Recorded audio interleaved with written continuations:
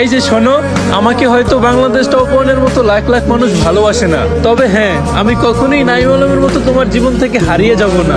Mister ট্রিপলারের face reveal দেখার জন্য মানুষ যেমন দিনের পর দিন অপেক্ষা করে আছে, আমিও তোমাকে একটা নজর দেখার জন্য বছরের পর বছর অপেক্ষা করে যাব।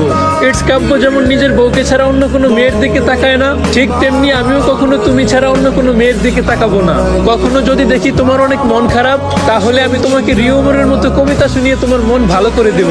যদি তাতেও তোমার মন ভালো না হয়, তাহলে আমি তোমাকে ফোরেক্স তাহমিদের মতো মজার মজার গল্প শুনিয়ে তোমার মুখে হাসি ফোটাবো।